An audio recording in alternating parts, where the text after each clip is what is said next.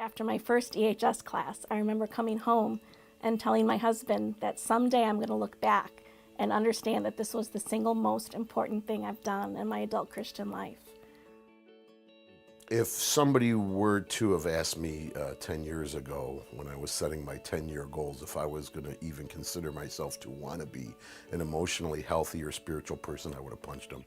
So it basically helped me challenge and rethink every single area of my life. Before EHS, I think I was a little scared to go out there to tell my story in front of some people that I really didn't know. Sometimes it could be very threatening. Well, before EHS, I say every life has a story, and mine is no different. My story had a lot of sadness in it, a lot of illness, a lot of things that I worked very hard and moved very fast to keep covered up. I thought if I could keep things under control, people wouldn't necessarily know, and some of that would never show. One of the things that we fail as a church to do is to be honest. The biggest thing that Jesus preached about in the gospel period is not being a hypocrite.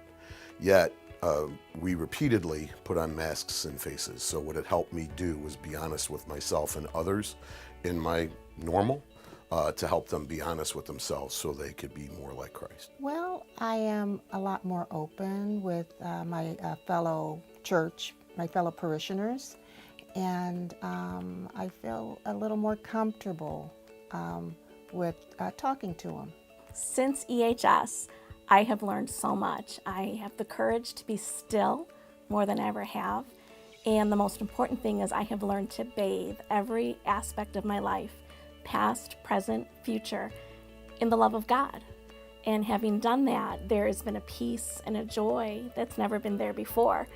My family's noticed it, my husband, my children, they've all noticed it. If you could ask yourself this question, I've asked over 200 people when I became a Christian if they've ever had something that biology, science, or technology couldn't explain.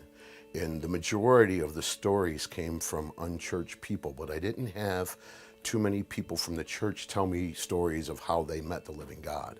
If you haven't met the living God yet, you need to go to EHS. I think it would give you a deeper relationship with Christ. My walk with Christ has been sometimes a little scattered, but now I'm a little more centered. I want everyone to sign up for EHS. My goal is to be part of a church that is filled with people who have read this book and been through this program, because I think it brings about a peace and a rhythm in our lives that right now many of us are lacking. I think that it brings a calm and a centeredness that many of us are seeking, and it brings a joy and a courage that we all need.